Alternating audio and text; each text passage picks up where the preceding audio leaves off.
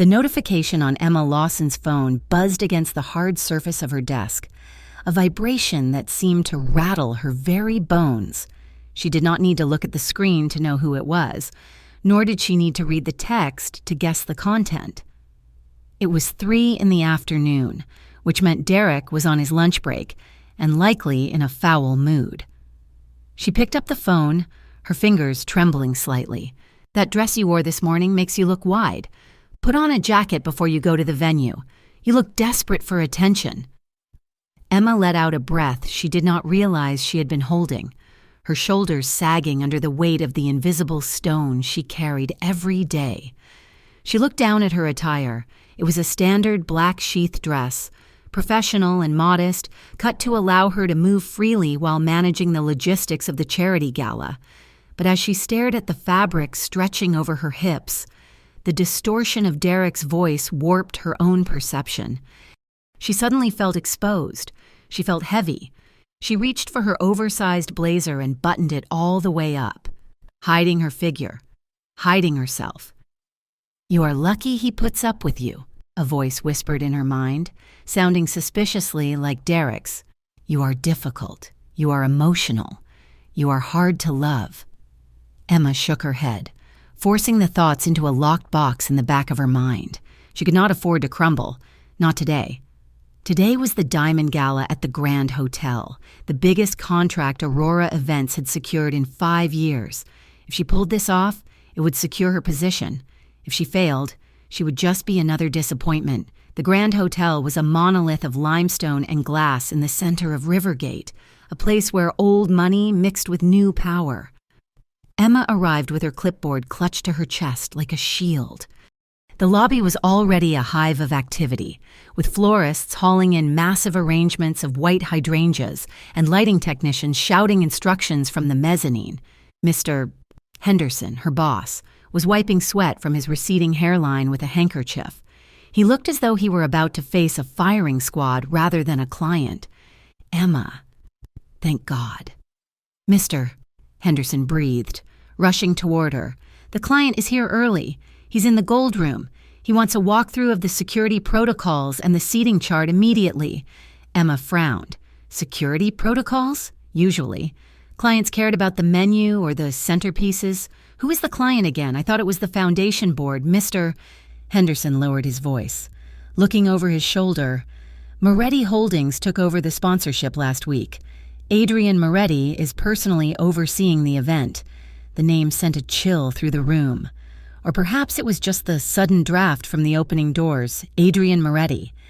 The name was synonymous with Rivergate's skyline, with its luxury hotels, and, if the rumors were to be believed, with the shadows that stretched between the buildings. He was a man who owned half the city and terrified the other half. "I will handle it," Emma said, her voice steady even if her stomach churned.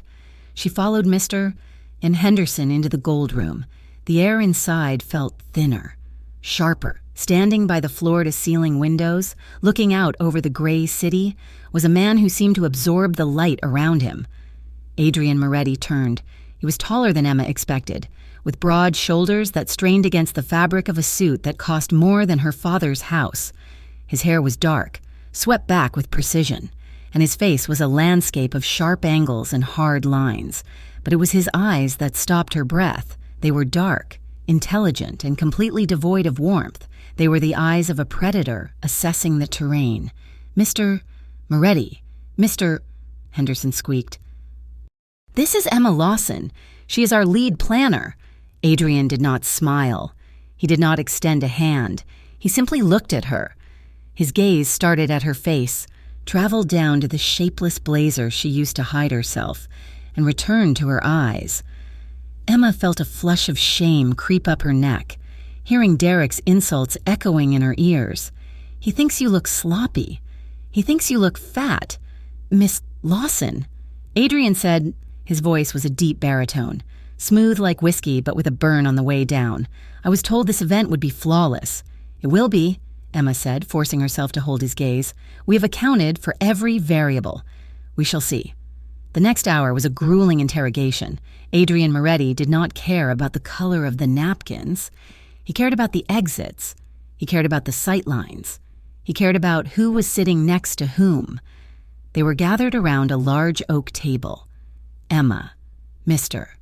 Henderson, Adrian, and two of Adrian's silent, hulking associates. Mr. Henderson was shaking so badly he knocked his pen onto the floor twice. One of Adrian's men, a scarred man named Luca, slammed a thick folder down on the table to emphasize a point about perimeter security. The sound was like a gunshot in the quiet room. Emma flinched. It was a small, instinctive reaction. Her shoulders jerked up. Her eyes squeezed shut for a fraction of a second, and she pulled her elbows in tight to her ribs. It was the reaction of someone who was used to loud noises being followed by pain, or at least by screaming. When she opened her eyes, she found Adrian watching her. He was not looking at the map Luca was pointing to. He was looking directly at her. His head was cocked slightly to the side. His eyes narrowed. He had seen the flinch. He had seen the terror that flashed across her face before she could mask it with professional detachment. Emma looked down at her hands, interlacing her fingers to stop them from trembling. She felt exposed in a way that had nothing to do with her clothes. "Let us move on," Adrian said quietly. His voice was lower now, lacking the sharp edge it had held moments before. The meeting concluded 20 minutes later. Emma felt exhausted, her adrenaline crashing. She needed air. She needed coffee. She needed to check her phone to see if Derek had sent another text. She walked out into the main lobby, her mind racing with task lists. "Emma!" The voice was a whip crack. Emma froze. She knew that tone. It was the tone Derek used when he felt ignored. She turned to see Derek Hale storming through the revolving doors.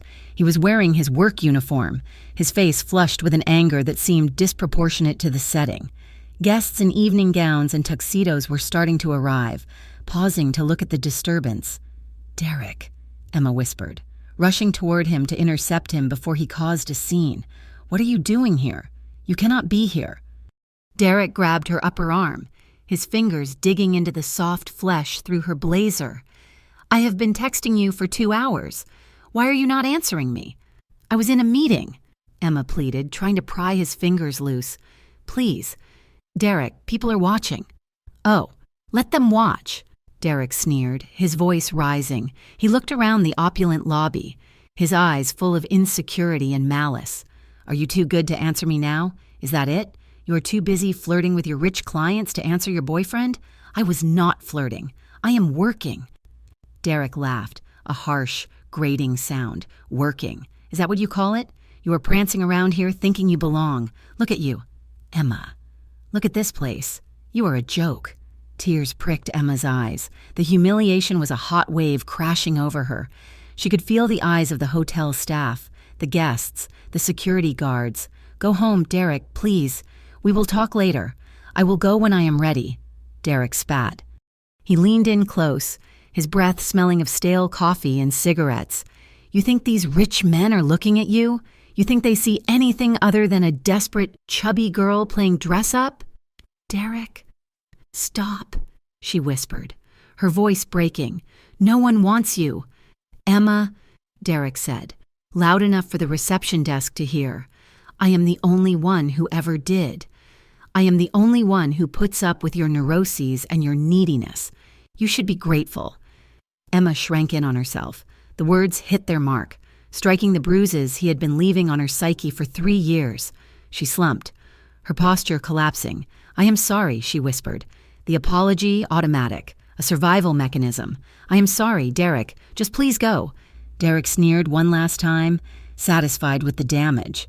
He shoved her away slightly, straightened his jacket, and turned to leave. Emma stood there, trembling, staring at the marble floor. She wished the ground would open up and swallow her whole. From the balcony above, hidden in the shadows of the mezzanine, Adrian Moretti watched. His hands were gripping the iron railings so hard that his knuckles were white. He had heard every word. He saw the way the man had grabbed her. He saw the way Emma had crumbled, not with anger, but with acceptance, as if she believed him. Adrian's jaw tightened until his teeth ached. He watched the man, Derek, exit the hotel with a swagger. Then he looked down at Emma. She looked small, defeated. Adrian turned to Luca, who was standing silently behind him. "Find out who that man is," Adrian said. His voice was ice cold. "Everything. Where he works, where he lives, who he owes money to. Consider it done, boss," Luca said. Adrian turned back to the lobby, but Emma was gone. Emma found a secluded service hallway behind the ballroom. It was quiet there, smelling faintly of floor wax and old linens. She leaned against the cool wall and pressed the heels of her hands into her eyes, willing the tears to stop. She could not cry. Her mascara would run. Her face would blotch. Derek would be right. She was an emotional mess.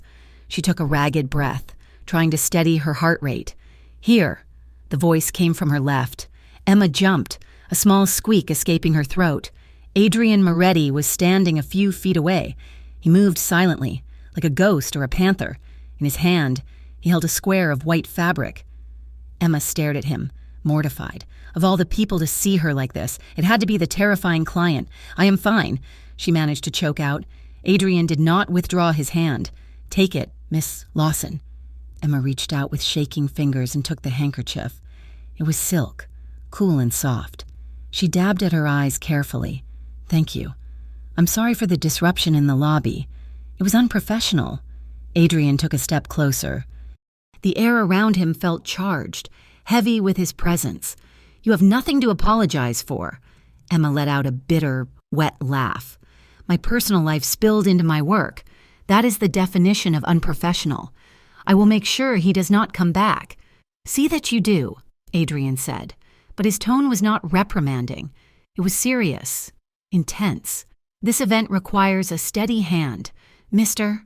Henderson is a nervous wreck. If this gala is going to succeed, it will be because of you." Emma looked up, surprised. "Me?" Adrian nodded. "You are the only one who knows what is happening. The rest of them are running around like headless chickens." He was trusting her. After seeing her humiliated, after seeing her weak, he was looking at her with an expectation of competence. He was not looking at her with pity. "Fix your face. Miss Lawson," Adrian said softly. "We have work to do." He turned and walked away. His stride long and confident, Emma watched him go, clutching the silk handkerchief in her hand. She took a deep breath, inhaling the faint scent of sandalwood and expensive tobacco that clung to the fabric. She straightened her spine. She buttoned her blazer. She went back to work. 3 hours later, the gala was in full swing. The ballroom was a sea of diamonds and designer gowns. The air was filled with the clinking of crystal and the hum of polite conversation. Emma was in the small conference room adjacent to the ballroom, reviewing the timeline for the auction. The room was dim, lit only by the streetlights filtering in from the window and the glow of her laptop. The door opened and Adrian walked in. He had loosened his tie slightly, the top button of his shirt undone. It made him look less like a corporate shark and more like a man who had just finished a brawl. "Is everything on schedule?" he asked, closing the door behind him. The sound of the latch clicking shut made the room feel suddenly very small. "Yes," Emma said, standing up. "The auctioneer is ready. Dessert will be served in 10 minutes. We are actually 5 minutes ahead of schedule." "Good." Adrian walked over to the table where she was working. He stood close enough that she could feel the heat radiating from him. Emma felt a nervous flutter in her stomach. Being this close to him was overwhelming. It wasn't fear, exactly. It was an awareness, a hyper-awareness of his size, his scent, the way his eyes seemed to track her every movement. She picked up a folder to hand to him. "Here is the final tally for the silent auction items." Her hands were still shaking slightly, a residual tremor from the stress of the day. As she extended the folder, her grip slipped. The folder tumbled from her fingers. "I am so sorry," she gasped. She bent down to pick it up at the same moment Adrian did. They froze. They were crouched on the floor, faces inches apart. Emma could see the flecks of gold in his dark eyes. She could see the shadow of stubble on his jaw. She reached for the folder, but her hand landed on the carpet. Adrian's hand landed on top of hers. His hand was large, warm and heavy. It completely engulfed hers. Emma stopped breathing. For a moment, neither of them moved. The sounds of the party outside seemed to fade away, leaving only the sound of her own heartbeat thumping wildly against her ribs. Adrian did not pull away. Instead, his fingers curled slightly, holding her hand against the floor. It was a grounding touch, firm, steady. He looked at her, his gaze dropping to her lips and then back up to her eyes. The silence stretched, thick and heavy with unspoken things. It was a look that stripped her bare, a look that saw past the baggy blazer and the self-doubt. Emma felt a pull, a magnetic force drawing her toward him. She wanted to lean in. She wanted to know what it felt like to be closer to this dangerous, powerful man. Then Derek's voice hissed in her memory. "No one wants you." She snatched her hand back as if she had been burned. I have it," she stammered, grabbing the folder and scrambling to her feet. Adrian stood up slowly, his expression unreadable. He adjusted his cuff, his eyes never leaving her face. "Careful." "Miss Lawson," he said, his voice dropping an octave. "You seem shaken. I'm fine." She lied, clutching the folder to her chest. "Just tired."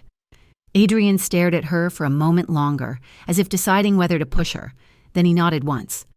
"Get some rest after this is over. You have earned it." The gala ended at 1 a.m. Emma was the last one to leave the Aurora events team. She walked to the parking garage, her heels clicking, echoing on the concrete. She was exhausted, her feet aching, her mind a blur. She reached her small sedan and fumbled for her keys. "You took your time."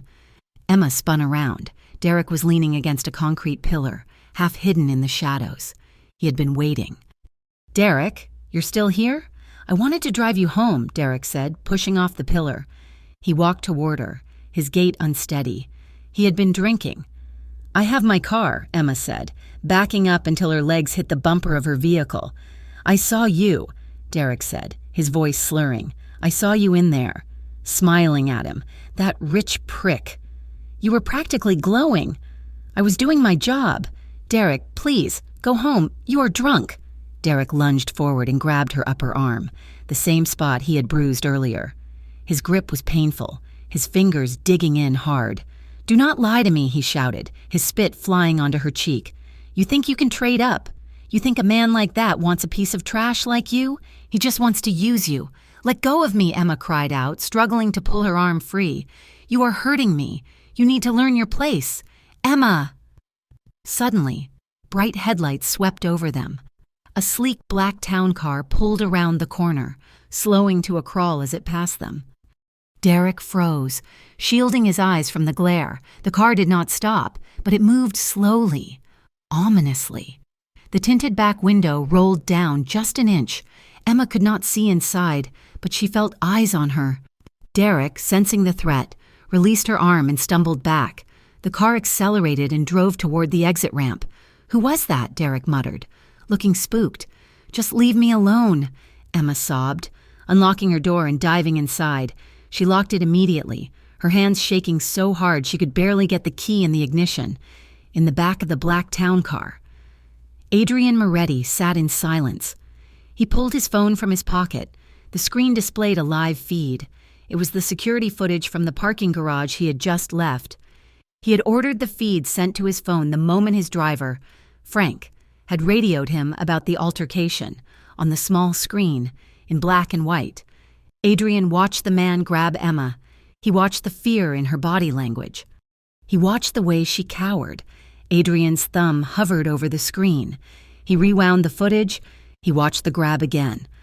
A cold, dark rage settled in his chest. It was not the fiery anger of a temper tantrum. It was the glacial, calculated fury of a man who solved problems permanently. "Frank," Adrian said, his voice devoid of emotion. "Yes, boss? Get the license plate number of that sedan. The blue one. Already got it, boss." Adrian watched the footage one last time. He saw Emma's face, pixels of distress in the grain of the video. He remembered the feeling of her small hand under his in the conference room. He remembered the way she had looked at him, terrified and hopeful all at once. She was under his protection now. She did not know it yet, but the moment that man had put his hands on her on Moretti property, he had sealed his fate. "This will not happen again," Adrian whispered to the empty car. He turned off the phone and stared out at the passing city lights. The game had changed, and Adrian Moretti never lost. 3 days after the Diamond Gala, Emma sat in Mr. Henderson's office, her hands folded tightly in her lap. The morning sun filtered through the blinds, illuminating the dust motes dancing in the air, but the atmosphere in the room was far from light. Mr. Henderson was pacing, a nervous energy radiating from him. He stopped and turned to her, his face flushed with a mixture of anxiety and excitement. "We have the contract. Emma, Moretti Holdings wants to retain us for the launch of their new waterfront hotel. It is a 6-month project. The budget is nearly unlimited." Emma blinked, stunned. A 6-month retainer with a budget like that could stabilize the company for 2 years. "That is incredible news. Mr. Henderson, it is," he agreed, pausing to wipe his forehead, "but there is a condition." "Mr.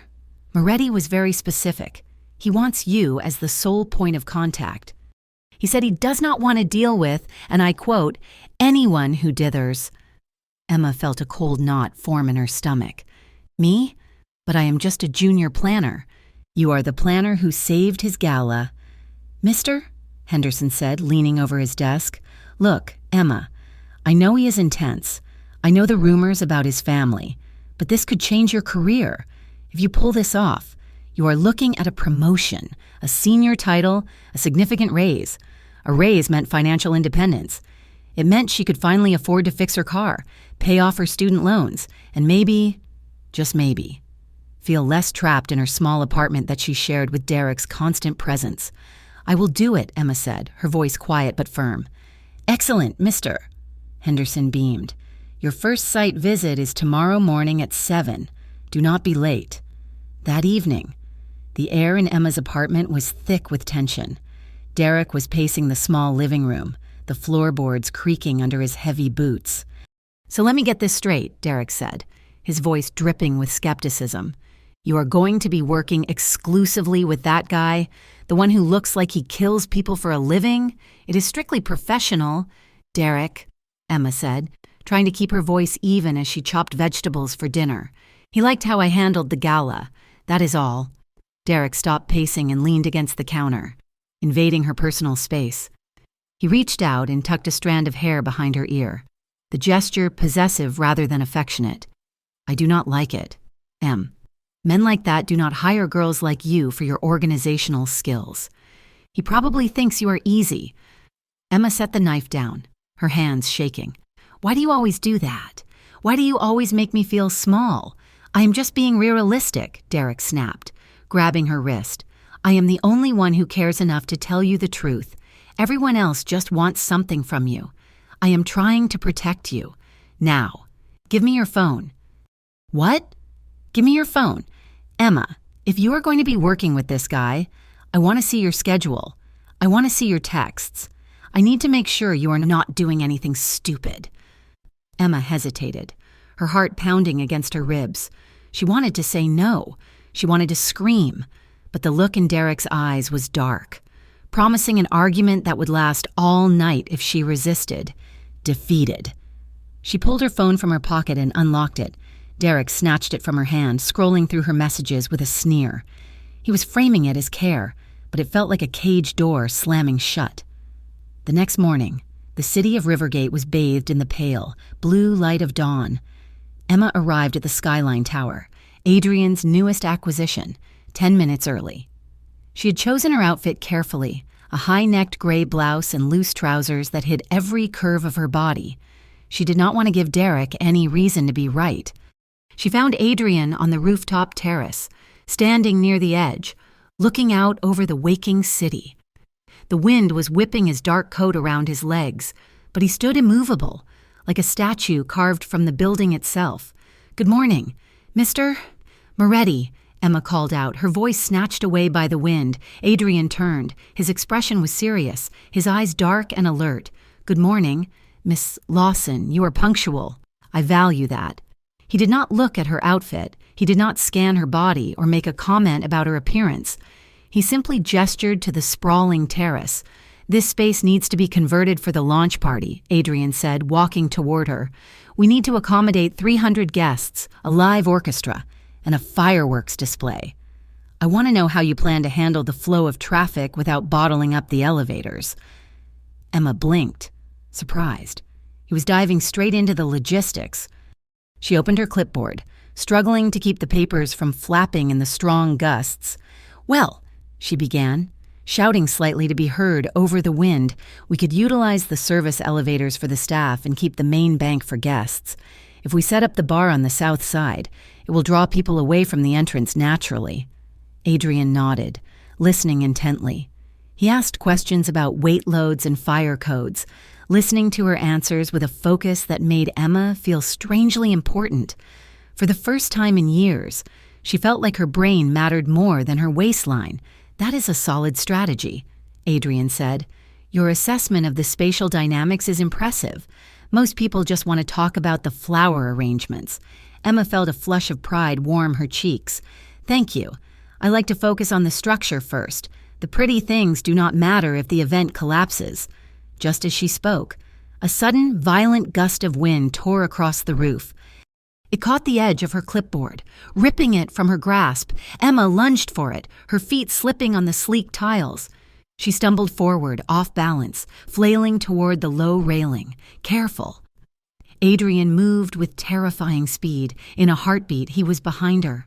His chest collided with her back, a solid wall of warmth and muscle. One of his arms shot out to grab the clipboard before it flew over the edge, while his other hand clamped firmly onto her waist to steady her. Emma froze. Time seemed to suspend itself. She could feel the heat of his body radiating through her layers of clothing. His hand on her waist was heavy, his fingers spreading wide to anchor her. He was holding her with a strength that was absolute, yet he was not hurting her. For a second, neither of them moved. Emma's breath hitched in her throat. She could smell him, clean soap, expensive wool, and that underlying scent of danger. She felt small against him, but not weak. She felt protected. Adrian's hand tightened slightly on her waist, an instinctive reaction. His breath stirred the hair at her temple. "Are you all right?" His voice rumbled, the sound vibrating against her back. Emma snapped back to reality. Her face burned hot. She stepped away from him quickly, smoothing her blouse with trembling hands. "I am fine," she stammered, refusing to meet his eyes. "I'm so sorry. I should have been more careful." Adrian held out the clipboard. His face was impassive, but his eyes were dark, tracking the flush on her neck. "The wind up here is unpredictable," he said simply. "Do not apologize for gravity." He handed her the clipboard, and for a split second, his fingers brushed hers. The contact sent a jolt of electricity up her arm that was almost painful. Emma clutched the board to her chest, nodding mutely, her heart racing a mile a minute. 2 weeks later, the project was in full swing. Emma was spending more time at Moretti Holdings than at her own office. The work was demanding, but Adrian was a fair, if exacting, partner. It was late on a Tuesday evening. The rest of the office had gone home, leaving the floor quiet. Emma and Adrian were in his private conference room, surrounded by blueprints and vendor contracts.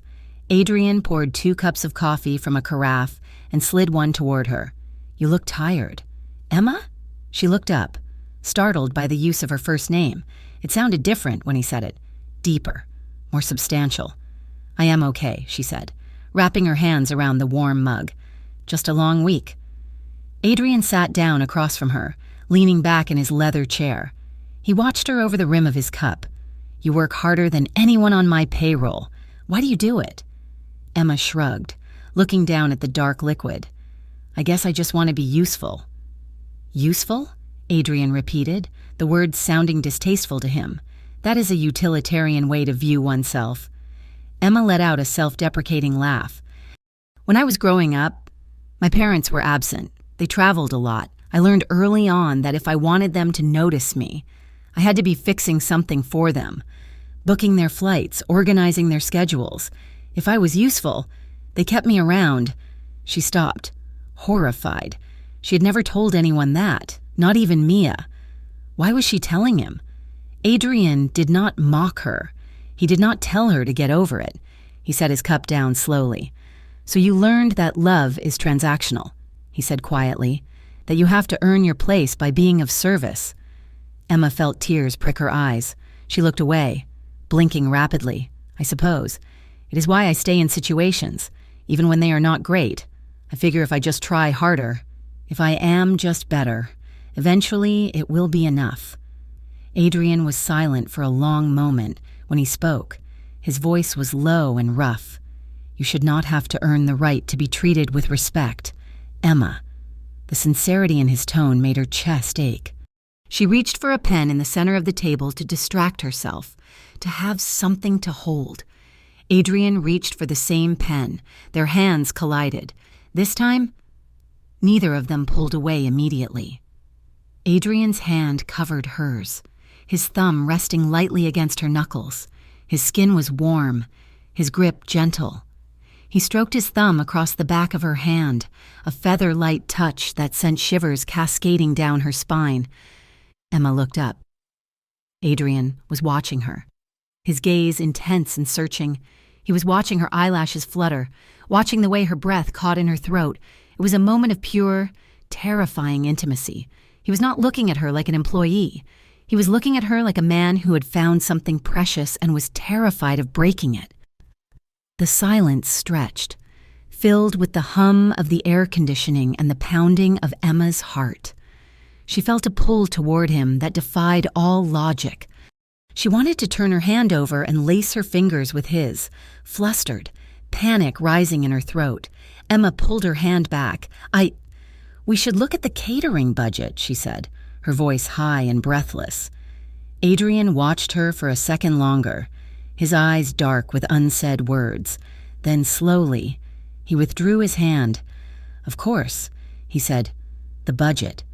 The bubble of their private world was burst the following afternoon. Emma was at her desk at Aurora Events when the elevator doors dinged open. Derek strode in, carrying a large, garish bouquet of red carnations. He was wearing his work uniform and a grin that did not reach his eyes. "Emma!" he boomed, his voice carrying across the silent office. Emma shrank into her chair. Every head in the room turned. "Derek," she hissed as he approached. "What are you doing?" "I am surprising my girlfriend," Derek announced, dropping the flowers onto her desk with a thud. Water dripped from the cheap plastic wrapping onto her paperwork. Can a man not do something nice for his girl? He leaned down and kissed her cheek, a wet, sloppy gesture that felt more like a territory marking than a kiss. Emma forced a smile, conscious of her coworkers watching. "Thank you. They are lovely." Derek sat on the edge of her desk, swinging his legs. "So, are you still working with that crook Moretti?" Emma froze. "Derek, keep your voice down." "What? Everyone knows it. The guy is mob, a criminal. I bet he has bodies buried under those hotels of his." "Derek!" Emma stood up, her face burning. "Stop it. He is a client. He is dangerous." Derek sneered, his volume increasing. "And I do not like you spending late nights with him. I know what men like that are like. They take what they want. You better be careful." "Emma, I would hate for something to happen to you because you were too stupid to see the danger." He reached out and pinched her cheek. "Hard enough to sting. I am just looking out for you, babe. No one else is going to protect you from the wolves." He hopped off the desk. "I will pick you up at 5. Do not be late." He sauntered out, leaving Emma standing amidst the whispers of her colleagues, staring at the dripping flowers with a sick feeling in her stomach. Later that day, Emma had a meeting at Moretti Holdings. She had tried to fix her face in the bathroom, scrubbing away the mascara that had run when she cried in the stairwell during lunch, but her eyes were still red, and the skin beneath them was puffy. When she walked into Adrian's office, he was on the phone. He hung up immediately as she entered. He stood up, walking around his massive desk. He stopped 3 feet from her, his eyes scanning her face with laser precision. "You've been crying," he stated. It was not a question. "I have allergies." Emma lied, looking at the floor. Adrian took a step closer. He reached out, his hand hovering near her chin before he dropped it to his side, clenching his fist. "Who did this?" "No one. Mr. Moretti. I'm fine. Can we please just work? Adrian stared at her for a long, agonizing minute. He saw the way she held herself, shoulders hunched, eyes averting contact. He saw the fear that clung to her like a second skin. "Sit down, Emma," he said gently. As she sat and opened her laptop, Adrian walked back to his desk and pressed a button on his intercom. "Luca, come in here." When Luca entered, looking like a granite boulder in a suit, Adrian did not look away from Emma. "Run a full check on the boyfriend," Adrian said, his voice dropping to a temperature that could freeze water. "I want to know everything. I want to know where he goes, who he talks to, and exactly what kind of man makes a woman cry on her lunch break." Luca nodded once and left. Emma looked up, alarmed. "Mr. Moretti, you cannot—" "I protect my investments." "Emma," Adrian said, his eyes hard, "and right now, you are the most important investment I have." The meeting ran long, bleeding into the evening. By the time they finished, it was past 8 o'clock. Outside, a torrential downpour was hammering against the glass walls of the office. Emma checked her phone. "I missed the last express bus," she murmured. "I will have to take the local. It will take an hour." "I will drive you," Adrian said, stacking his papers. "No, that is okay. I do not want to impose. I am not asking. Emma, I'm not letting you stand at a bus stop in this weather in that neighborhood. Get your coat." 10 minutes later, they were settled in the back of Adrian's town car. The interior was a sanctuary of cream leather and silence, insulated from the storm raging outside. Frank, the driver, navigated the slick streets with ease. Emma sat close to the door, trying to maintain a respectful distance. But as the car turned, she slid slightly across the smooth leather.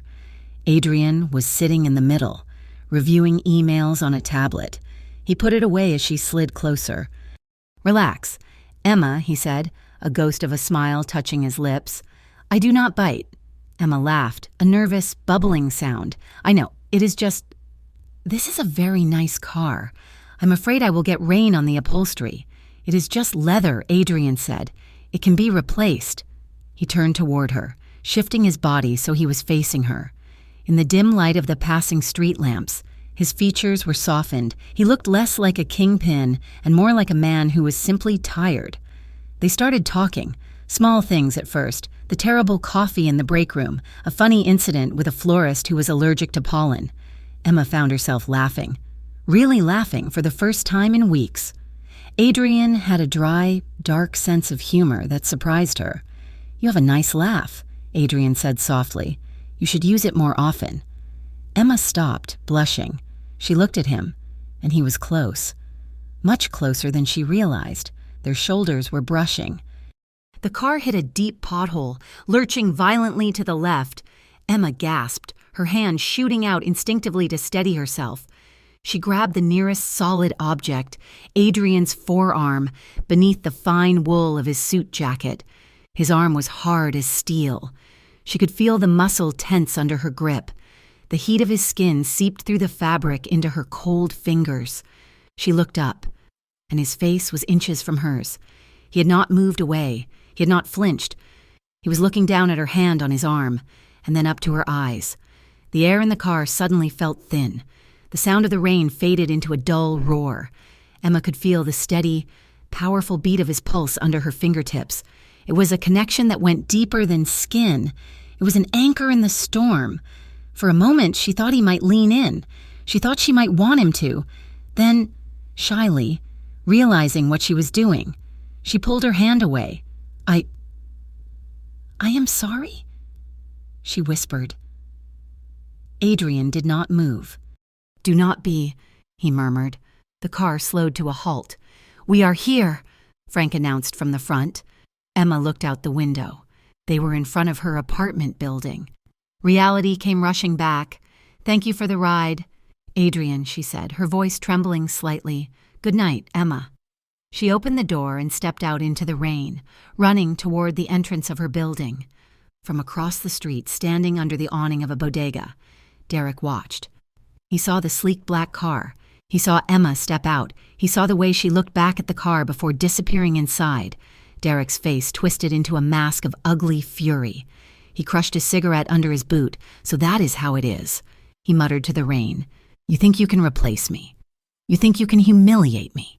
He stared at the taillights of the Moretti car as it pulled away. I am going to put you in your place. Moretti, Derek vowed, his voice a low growl. And I am going to make sure she knows exactly who she belongs to. The shadow of Derek Hale had become a physical weight in Emma's life, heavier and more suffocating than the humidity that hung over the streets of Rivergate in late summer. It was no longer just the text messages or the sneering comments over dinner. He was everywhere.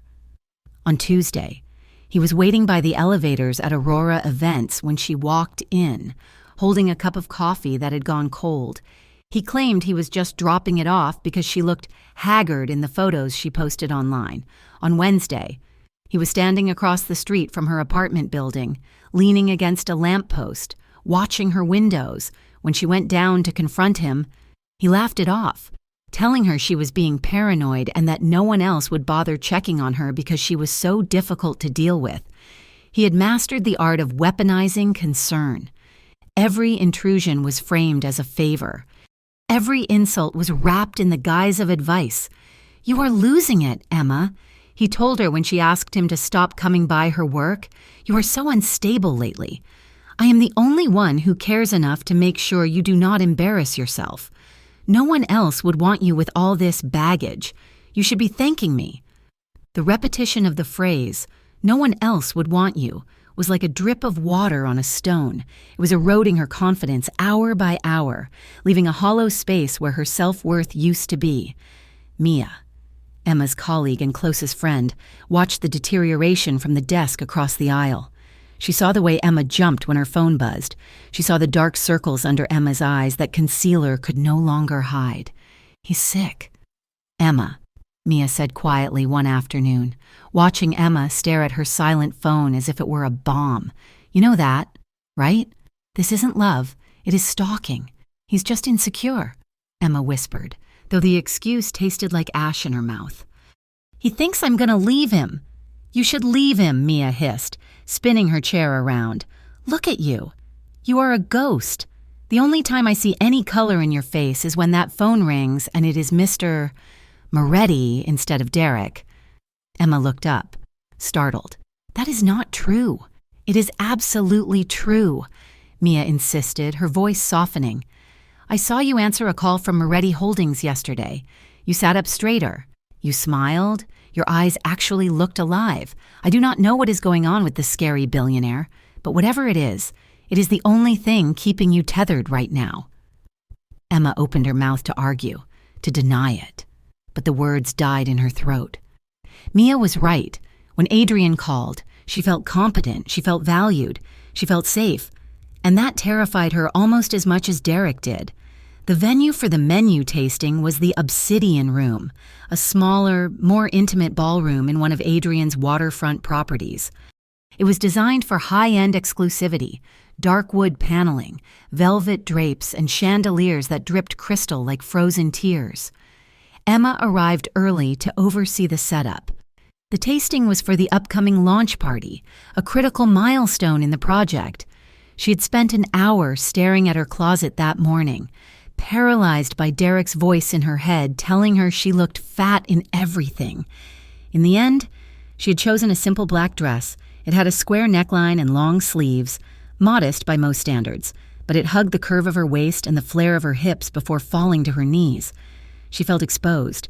She felt like she was taking up too much space. When the double doors opened and Adrian walked in, the room seemed to shrink. He was flanked by Luca and another associate, but he dismissed them with a wave of his hand as he approached the central table. He was wearing a charcoal suit, immaculate and sharp, but his eyes were tired. They brightened the moment they landed on her. "Good evening." "Emma," Adrian said. He stopped a few feet away, and for a moment he did not say anything else. His gaze traveled over her, starting at her face, moving down the line of the black dress, and returning to her eyes. It was not the leering, critical inspection she got from Derek. It was not a look that stripped her down. It was a look that took her in. It was a gaze that acknowledged her presence, her form, and her dignity all at once. His eyes softened, the hard lines around them relaxing. "You look elegant," he said. "The dress suits you." Emma felt a flush rise from her chest to her cheeks. She instinctively wrapped her arms around herself, trying to hide. "Thank you. It is just an old thing. It is elegant," he repeated, his voice dropping a register, leaving no room for argument. He moved past her to inspect the table settings, but the warmth of his approval lingered on her skin like sunlight. An hour later, the catering staff had cleared the first course, and they were taking a break to adjust the ambient lighting. Adrian was a perfectionist about atmosphere. He wanted the room to feel like twilight, not a basement. The overhead rigging was slightly off-center. Emma, eager to fix it and prove her usefulness, grabbed a stepladder from the corner. "I can reach it," she said, kicking off her heels so she would not slip. "I just need to angle the spotlight 5 degrees to the left. Wait for maintenance," Adrian said, looking up from his notes. "It will only take a second," Emma insisted. She was already halfway up the ladder. She needed to be busy. If she stopped moving, she would start thinking about the text Derek had sent her 10 minutes ago. "I know where you are. You are not fooling anyone." She reached up, her fingers grazing the warm metal of the lighting fixture. The ladder, placed on the plush carpet, was not as stable as she thought. As she shifted her weight to twist the light, the legs wobbled. Emma gasped as the world tilted. Her foot slipped from the rung. She fell backward, bracing for the hard impact of the floor. It never came.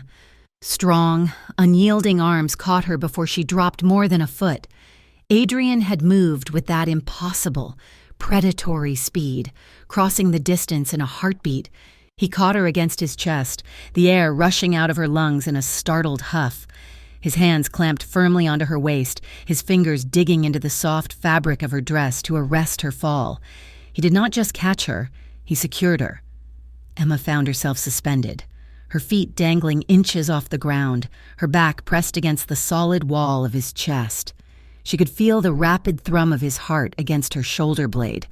Or maybe it was her own. "I told you to wait," Adrian growled, his voice vibrating right next to her ear. He lowered her slowly until her toes touched the carpet, but he did not let go. His hands remained at her waist, holding her steady, holding her close. Emma turned in his grip, finding herself face to chest with him. She looked up, breathless, her eyes wide. The room was dim, the lighting half finished, casting long shadows across his face. "I thought I had it," she whispered, her voice trembling. "You are reckless with your own safety," Adrian murmured. His grip tightened slightly, his thumbs brushing the curve of her waist. "Why is that? Emma? Why do you treat yourself like you are disposable?" The question pierced through her defenses. It was the same question she had been asking herself in the dark for years. "I do not mean to," she said, her voice cracking. I need to make sure everything is perfect. If I am not useful, if I am not fixing things." "Then what?" Adrian prompted, his dark eyes searching hers.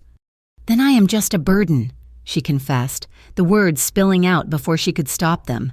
"I am just heavy. I am just something people have to put up with." The silence that followed was thick and heavy. Adrian did not step back. He did not offer a platitude. He stepped closer, eliminating the last inch of space between them. The heat of his body was overwhelming, a furnace against her shivering form. "You are not a burden, Emma," he said. His voice was low, intense, a rumble of thunder in a quiet valley. "You are the only person in this entire operation who actually holds it together. You are the structure. Without you, this whole thing collapses." Emma shook her head, tears pricking her eyes. "You are just saying that because you pay me.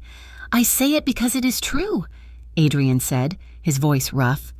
"And I do not pay you to fall off ladders. I pay you because you are brilliant, and because—" He stopped. His gaze dropped to her lips, then back to her eyes. The air between them crackled with static electricity. It was a terrifying, beautiful tension. He looked at her as if he wanted to devour her and protect her in the same breath. Emma had to look away. It was too much. The intensity of his want, if that was what it was too at odds with the narrative Derek had beaten into her. She stared at the knot of his tie, watching the silk rise and fall with his breathing. The doors to the obsidian room banged open. The sound shattered the moment like a hammer through glass. Adrian's head snapped toward the entrance, his body instantly shifting from intimate to defensive. He did not let go of Emma. Instead, he moved her behind him, shielding her with his broad back. Derek stood in the doorway. He looked disheveled, his eyes wild and bloodshot. He was wearing his work jacket, stained with grease, a stark contrast to the elegance of the room. He spotted them immediately, Adrian standing tall and imposing, Emma half hidden behind him. "I knew it!" Derek shouted, his voice echoing off the high ceilings. The few catering staff members who were still cleaning up froze. "Derek," Emma gasped, stepping out from behind Adrian despite his arm trying to bar her way. "What are you doing here? How did you find me? I tracked your phone," Derek yelled, marching into the room. He pointed a shaking finger at her. "I knew you were lying to me." "Working late? Is that what you call this? Standing in the dark with him? Get out," Adrian said. His voice was not loud, but it carried a lethal weight. It was the voice of a man who commanded armies, not event planners. "Oh, look at the big man," Derek sneered, ignoring the danger radiating from Adrian. He looked at Emma, his face twisting into a mask of cruel amusement. "Look at you. Emma, you look pathetic. Standing there shaking like a leaf. Do you really think he wants you?" "Derek, stop," Emma pleaded, tears spilling over. "He's laughing at you," Derek shouted, stepping closer. "Everyone is laughing at you. You think because you put on a fancy dress, you are one of them? You are nothing. You are boring. You are needy. And you are damaged goods. No one wants you, Emma. You are pathetic." The words hung in the air, ugly and violent. Emma flinched as if he had struck her physically. She wrapped her arms around her stomach, curling inward, the shame burning through her veins. "That is enough." Adrian moved. He did not run. He simply occupied the space between Emma and Derek in a single, fluid motion. He stood a head taller than Derek, his shoulders broader, his posture radiating a controlled violence that was terrifying to behold. He did not raise his fists. He simply stood there, an immovable object. "You will leave," Adrian said. His voice was eerily calm, smooth as glass and just as sharp. "And if you ever speak to her like that again, on my property or anywhere else, I will personally ensure you never speak again." Derek faltered. For the first time, the reality of who he was facing seemed to penetrate his haze of jealousy. He looked at Adrian's cold, dead eyes, and he saw a predator that he could not bully. He took a step back, his bravado crumbling into fear. He looked past Adrian to Emma, who was weeping silently. "She's just using you," Derek spat, trying to salvage some scrap of power. "She uses everyone. She will ruin you. Man, she ruins everything she touches." "Security," Adrian said. Without looking away from Derek, 2 uniformed guards materialized at the doorway. "Escort him out," Adrian ordered. "If he resists, call the police, and tell the front desk he is permanently banned from all Moretti properties." Derek sneered one last time, but he let the guards take his arms. As they dragged him out, he kept his eyes on Emma, mouthing the words, "No one wants you." The doors swung shut, leaving a ringing silence in their wake.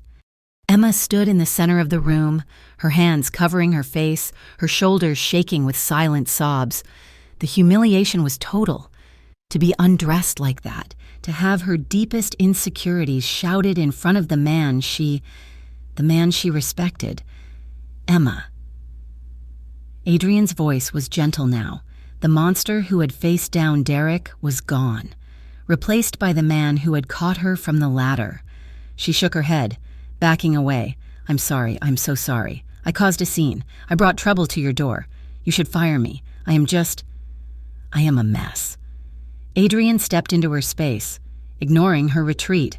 He reached out and took her wrists, gently pulling her hands away from her face. "Look at me," he commanded softly. Emma kept her eyes squeezed shut, ashamed of the red blotches, the running makeup. "Emma."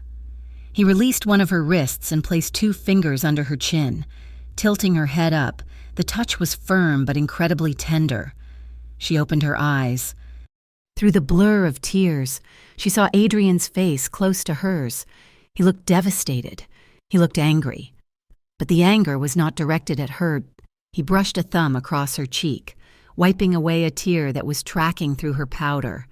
His skin was rough, warm, and real. "He is a liar," Adrian said fiercely. "Do you hear me? Everything he said was a lie designed to keep you small." "I believed him," Emma whispered, her voice barely audible. "For a second, I believed him, then believe me instead." Adrian said. He leaned in, his forehead resting against hers. They were breathing the same air, their faces inches apart.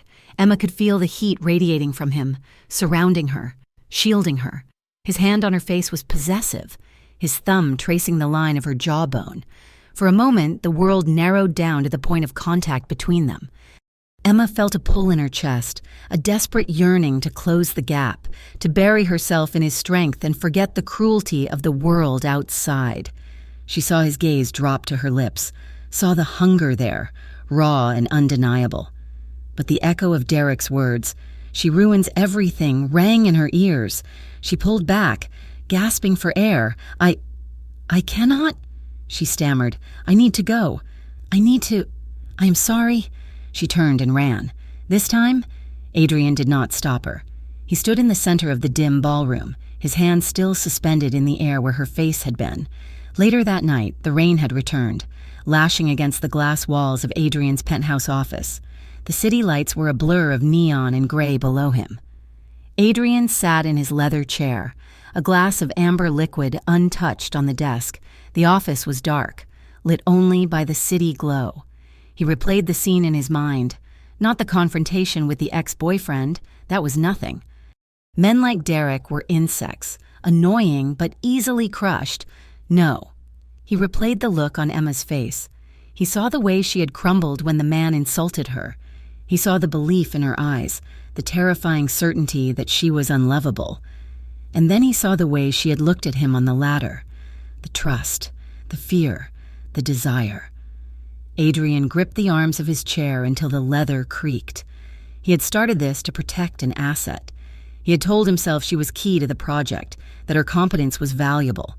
But tonight, standing in that ballroom, watching her cry, something had shifted violently inside him. He did not just want to protect her because she was useful. He wanted to destroy anyone who made her cry. He wanted to wrap her in his world so tightly that no one could ever touch her again. He wanted to wake up with her in his bed and spend hours proving to her that she was wanted. It was possessive. It was primal. And it was dangerous. He was a man with enemies. He was a man with a target on his back. Bringing her closer meant painting a target on her, too. But as he remembered the feel of her waist under his hands, the softness of her cheek, Adrian knew it was too late. He was already in deep. Across town, in her dark apartment. Emma sat on her bed, hugging her knees. Her phone was on the nightstand. It rang. She stared at it. It was a blocked number. She let it go to voicemail. A minute later, the notification pinged. She played the message, her hand shaking. It was a digitally altered voice, but the cadence was familiar. It was Derek's cadence, twisted and metallic. "You think you are safe because you have a rich boyfriend now? You think he is going to save you? I am going to tell everyone, Emma. I am going to tell them what a freak you are. I am going to tell his business partners. Unless you quit. Quit tomorrow or I burn your life to the ground." The message ended with a click. Emma curled into a ball, pulling the blanket over her head. But even in the darkness, she could feel the walls closing in. The threat had evolved. It was no longer just insults. It was war. And she was the battlefield. The file hit the mahogany desk with a dull, heavy thud. It was a thin folder, beige and unassuming, but the contents were radioactive. Adrian Moretti sat behind his desk, his face a mask of granite. He did not look at the file. He looked at Luca, who stood on the other side of the desk, his hands clasped respectfully behind his back. "Tell me," Adrian said, his voice low and dangerous. "It is not just jealousy, boss," Luca said, his tone grim.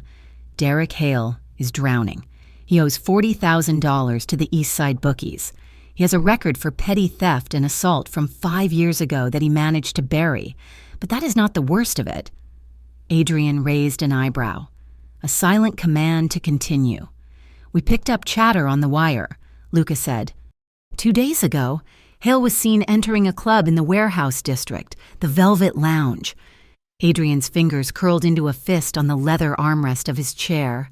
That is Caruso territory. Exactly. Luca nodded. Hale met with Victor Caruso's lieutenant. We do not know the specifics of the conversation, but given that Caruso has been trying to muscle into your hospitality contracts for months, it does not take a genius to connect the dots. Hale is desperate for money. Caruso is desperate for leverage against you. Adrian stood up and walked to the window, staring out at the gray, weeping skyline of Rivergate. The rain was relentless, washing the grime of the city into the gutters, but it could not wash away the rot that was threatening to touch Emma. Derek Hale was no longer just a nuisance.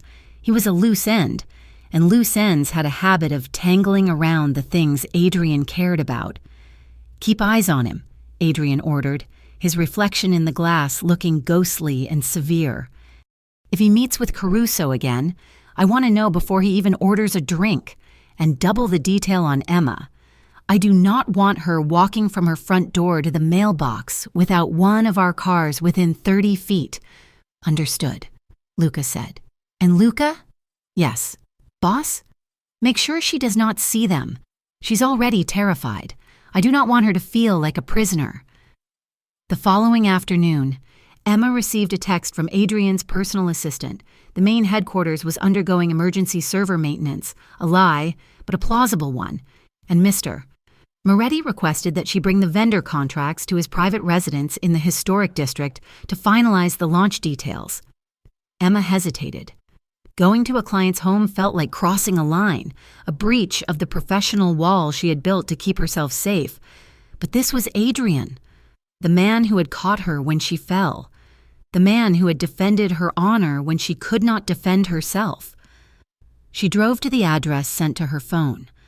It was a brownstone, elegant and imposing, with ivy climbing the brick facade and wrought iron gates that buzzed open when she announced herself. Adrian met her at the door. He was not wearing a suit jacket. He was in a crisp white shirt with the sleeves rolled up to his elbows, revealing tanned forearms corded with muscle. It was a disarming sight. Stripping away the CEO armor and leaving just the man. "Thank you for coming," he said, stepping aside to let her in.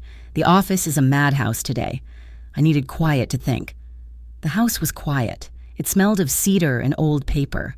Adrian led her down a hallway lined with art that looked like it belonged in a museum, leading her into a library that served as his home office. Emma stopped in the doorway, her breath hitching. It was a beautiful room. Floor-to-ceiling bookshelves were packed with volumes, not just for show, but worn, read books. There were leather armchairs near a fireplace where a low fire crackled against the damp chill of the day. On the mantel, there were framed photos, black and white images of an older woman who looked like Adrian, and a younger Adrian with a laughing boy who must have been a brother. "It is warm," Emma said, surprised. Adrian walked over to his desk, which was a sprawling antique piece covered in blueprints. "Did you expect a dungeon?" he asked, a hint of amusement in his voice. Emma flushed. "I expected glass and steel, like the tower. This feels lived in. I try to keep the glass and steel at work," Adrian said, pulling out a chair for her. "This is where I actually live. Coffee?" He poured her a cup from a silver service on the side table. As they settled into work, the atmosphere shifted. At the office, there was always the hum of phones, the interruption of assistants, the pressure of the clock. Here, there was only the sound of the rain against the window and the scratch of their pens. They worked side by side for hours. Emma was reviewing the catering contracts, crossing out excessive fees, while Adrian reviewed the security logistics. Occasionally, he would slide a document toward her for a second opinion. "Look at this clause," he said, tapping the paper. "The lighting vendor wants a 50% deposit up front with no refund policy for weather delays. Is that standard?" Emma leaned in to read the fine print, Her shoulder brushed against his. She felt a spark of heat jump between them, but she did not pull away. "No," she said, her voice steady despite the proximity. "That is predatory. Standard is 20%. They're trying to gouge you because they know you have deep pockets. Tell them you will walk, and they will drop it to 15. Adrian chuckled, a low, resonant sound that vibrated in his chest. "You are ruthless, Miss Lawson." "I am efficient," she corrected, smiling. Adrian looked at her. The smile transformed her face, erasing the lines of stress that Derek had carved there. "I stand corrected. Remind me never to negotiate against you." Emma laughed, a genuine, bright sound. "Oh, please, you run half the city. I'm pretty sure you could negotiate a shark out of its teeth." Adrian's smile faded slightly, replaced by a look of intense focus. He watched her lips as she laughed, his gaze heavy and dark. "I am not as scary as people think," he said softly. "Or perhaps, I am only scary to the people who deserve it." Emma looked at him, her smile faltering into something more vulnerable. She saw the truth in his eyes. He was dangerous, yes, but in this warm, quiet room, with his sleeves rolled up and his coffee mug in hand, he felt like the safest place on earth. The storm outside intensified as evening approached. Thunder rattled the window panes, low and menacing. Suddenly, the lights in the library flickered. Once, twice. Then, with a loud pop, the room plunged into darkness. Emma gasped, dropping her pen. Her hands flew to her chest, her heart hammering a frantic rhythm against her ribs. "It's okay," Adrian's voice came from the dark. "Calm and instant. It is just the storm. The generator will kick in within 10 seconds. But for Emma, 10 seconds was an eternity. The darkness was not just an absence of light. It was a memory. It was being 6 years old, locked in a closet by a cruel babysitter. It was the feeling of being small, helpless and unseen. She couldn't breathe. The air felt thin.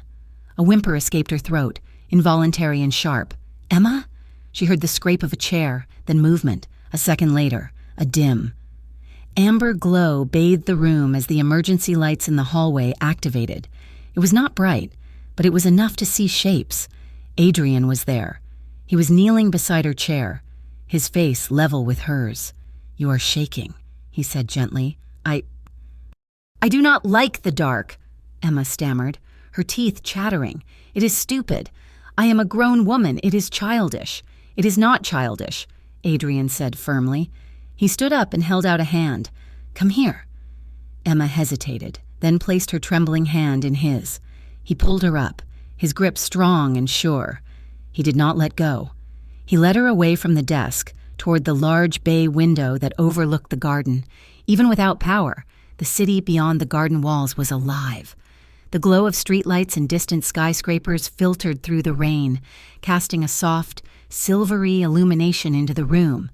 "Look," Adrian said, pointing out the window. "It is not dark. There is light everywhere if you look for it." He moved to stand behind her, not touching her yet, but close enough that she could feel his warmth radiating against her back.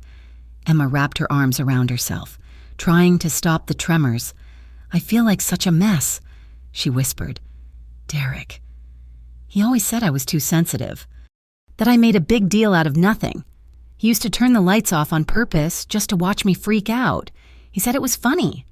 Adrian let out a sound that was half growl, half sigh. He stepped closer, unable to maintain the distance any longer.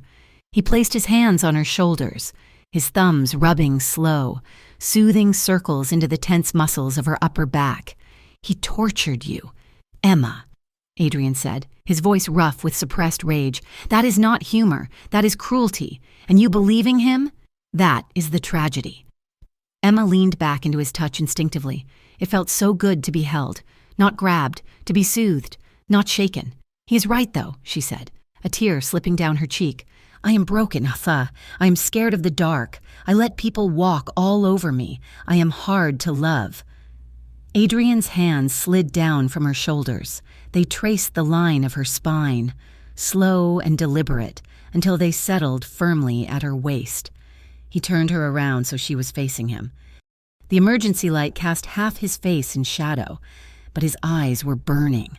"Listen to me," he commanded. He waited until she met his gaze. "You are not broken. You are the woman who walked into my boardroom and told me how to run my own event. You are the woman who handled a crisis with 300 guests without breaking a sweat. You have been told for so long that you are worthless, that you cannot see your own value, but I see it." His hands tightened on her waist, pulling her a fraction of an inch closer. "I see you, Emma. I see how hard you work. I see how kind you are, even when the world is not kind to you, and I see a strength in you that terrifies me because I know how easily it could be used against you by lesser men." Emma stared at him, her heart pounding so hard she thought he must be able to feel it against his chest. His words were rewriting the script in her head, tearing down the walls Derek had built. You really see me?" she whispered. "I have not been able to look at anything else since the moment I met you," Adrian confessed. The admission hung in the air between them, heavy and electric. Emma's breath hitched. She saw his gaze drop to her mouth, saw the restraint warring with the desire in his eyes. Emotion overwhelmed her. It was too much. The fear, the relief, the validation. Tears spilled over, hot and fast. Adrian made a soft noise in his throat. He released her waist with one hand to cup her cheek, his thumb brushing away the wetness with exquisite tenderness. "Don't," he murmured. "Do not cry for him. He's not worth a single one of your tears. He's not why I am crying," Emma breathed, leaning into his palm. "Then why? Because no one has ever looked at me the way you do." Adrian froze. His eyes searched hers, looking for permission, looking for a sign to stop. He found none. He leaned in slowly, giving her every chance to back away. But Emma did not back away. She tilted her head up, her eyes fluttering shut. When his lips met hers, it was not an explosion. It was a landing. It was soft, hesitant at first, a question asked in the silence of the room. His lips were warm and firm, moving against hers with a gentleness that belied his power. Emma let out a shaky sigh, her hands uncurling from her chest to clutch the front of his shirt. At her touch, Adrian groaned low in his throat. The kiss deepened, his arm wrapped around the small of her back, pulling her flush against him. There was no space left between them. Emma could feel the hardness of his chest, the solid wall of him grounding her. She felt small in his arms, but not diminished. She felt cherished. His hand slid up her back, tangling in her hair, tilting her head to deepen the angle. His mouth moved over hers with a hunger that had been restrained for weeks. It was a possessive kiss, a claiming. He tasted of coffee and something uniquely him, something dark and addictive. Emma responded, her own hunger rising to meet his. She pressed closer, her fingers curling into the fabric of his shirt, anchoring herself to him. For the first time in her life, she did not feel like she was performing or begging for affection. She felt desired. She felt wanted. They broke apart for a second, gasping for air, their foreheads resting against each other. Their breathing was ragged, sinking in the quiet room. "Emma," Adrian whispered. His voice wrecked. He kissed her again, shorter this time, pressing his lips to the corner of her mouth, then her cheek, then her temple. It was a worshipful sequence, treating her face like holy ground. Suddenly, the overhead chandelier blazed to life. The power had returned. The sudden brightness was jarring. They sprang apart as if they had been physically struck. Emma stumbled back a step, her hand flying to her mouth. Her lips felt swollen, sensitive. Her heart was racing so fast she felt dizzy.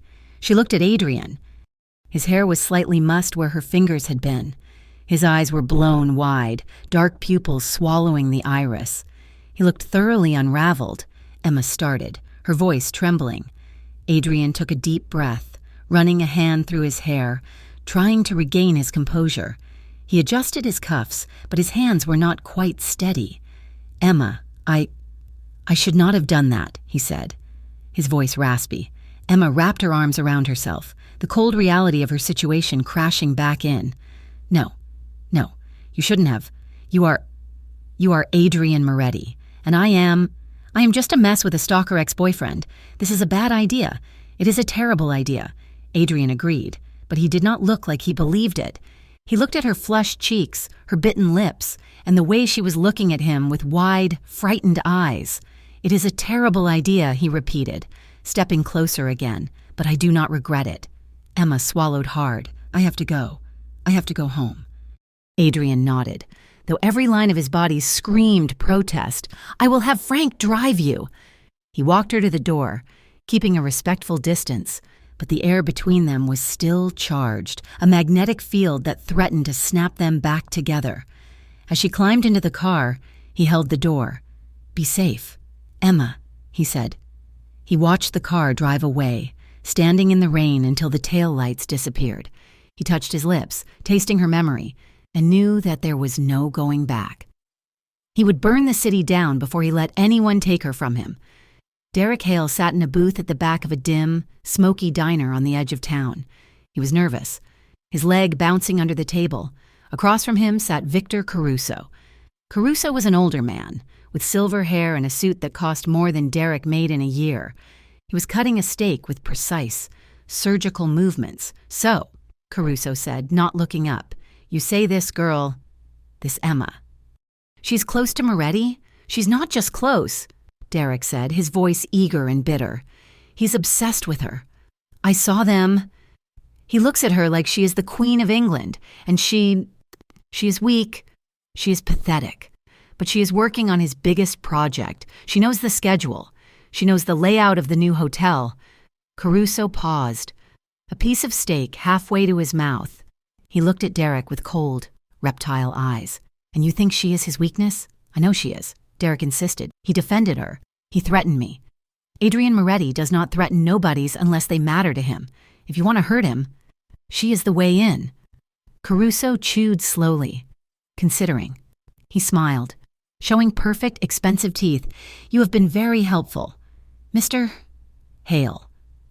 We have been looking for a crack in Moretti's armor for a long time. It seems you have handed us a sledgehammer." "What about me?" Derek asked. "I want her to know she made a mistake. I want her to suffer for leaving me."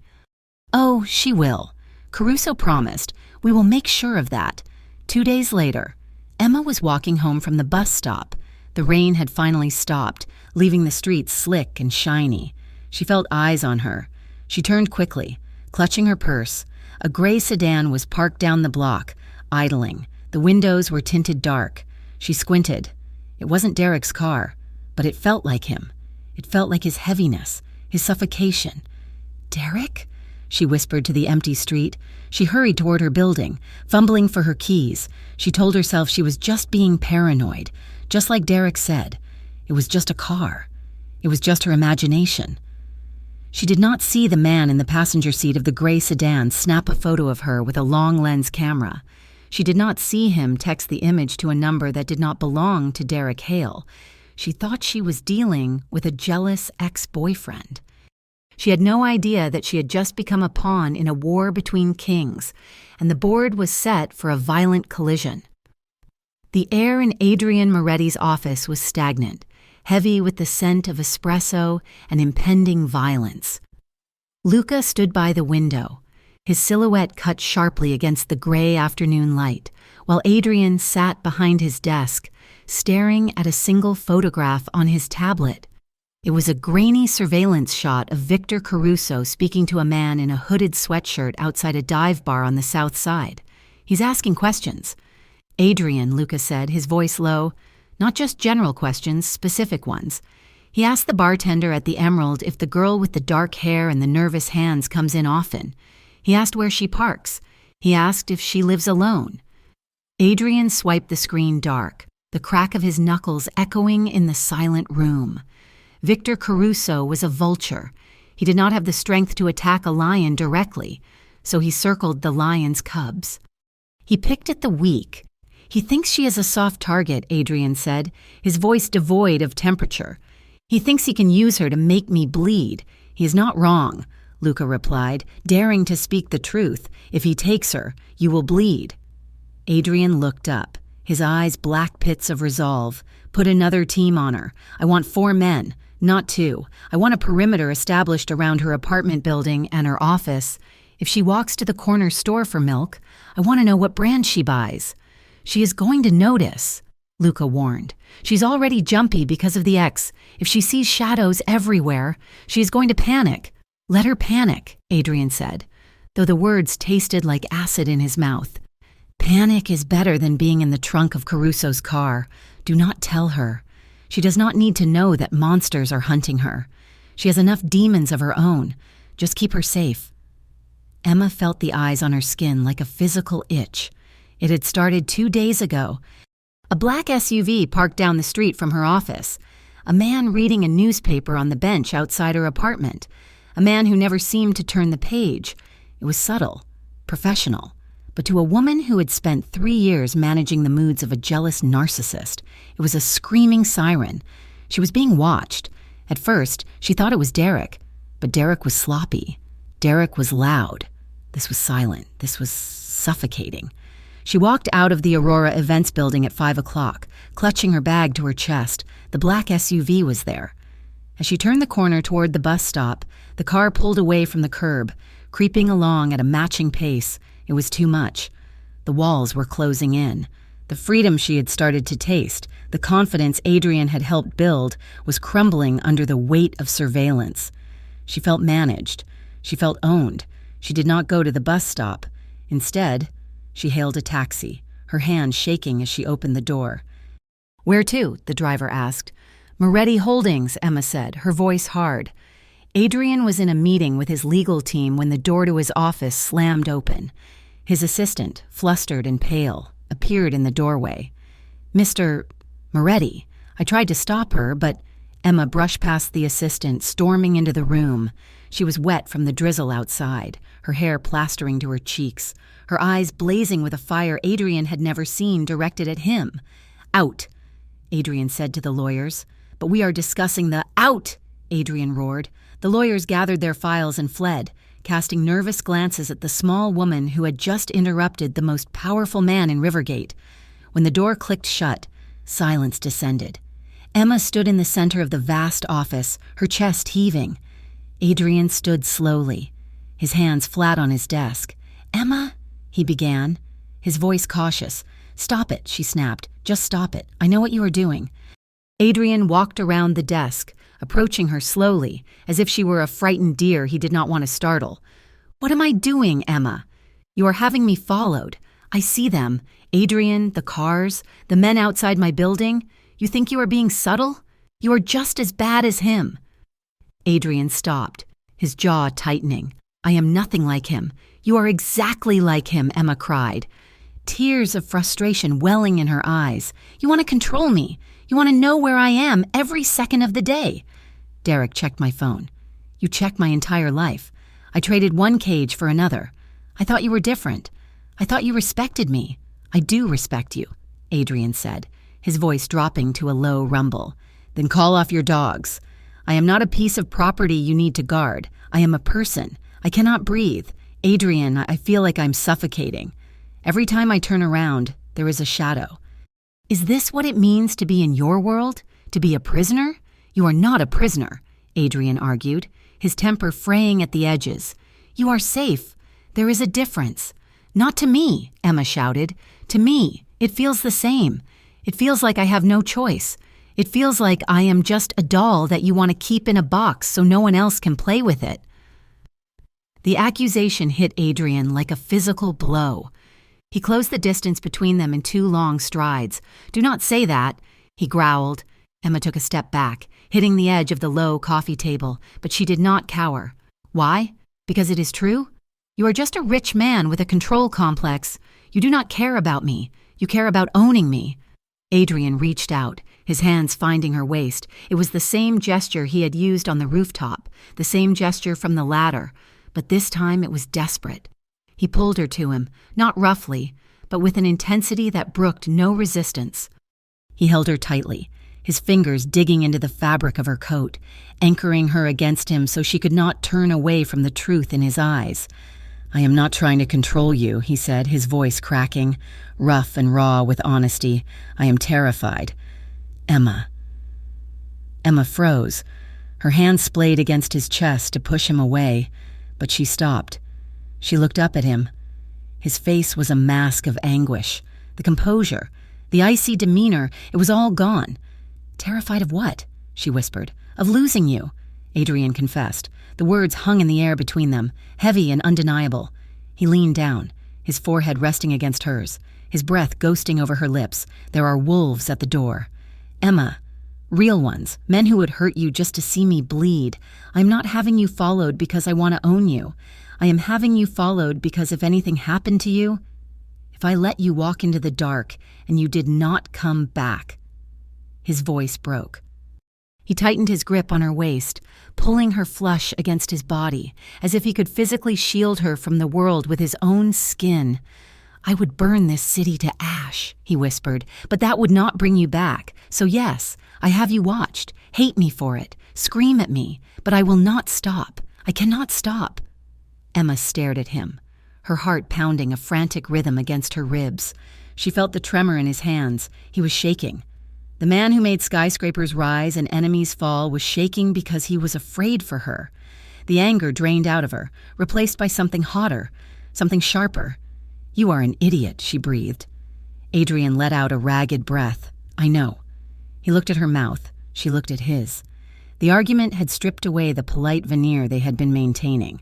There was no more employer and employee. There was just a man and a woman, standing on the precipice of something dangerous.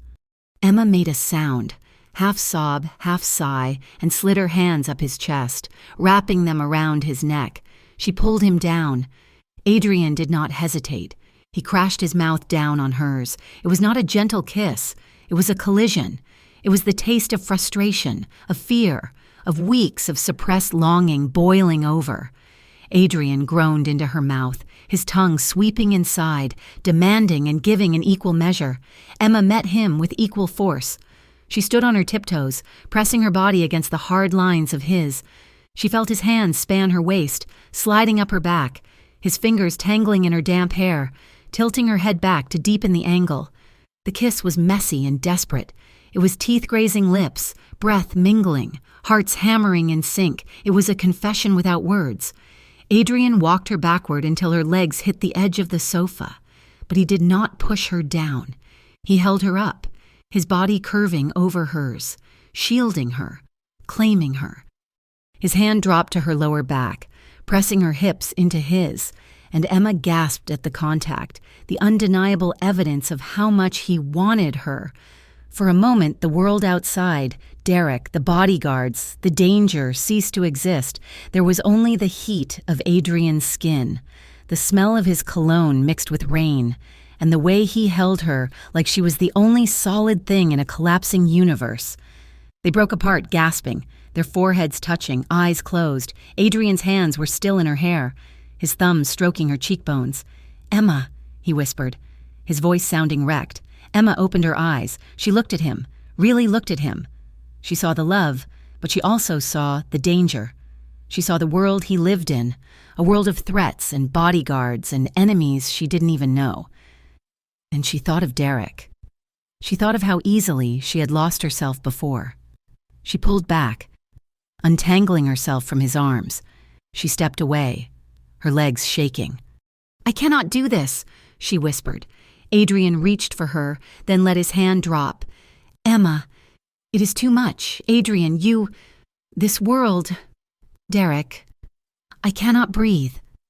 She backed toward the door, wrapping her coat around herself as if it could protect her from the feeling swamping her chest. "I need space," she said, her voice trembling. "I need to think. I cannot be with you while I'm still looking over my shoulder for him. And I cannot be with you if it means living in a fortress. Take the car," Adrian said, his voice dead. "Please, just take the car so I know you get home." Emma nodded, tears streaming down her face again.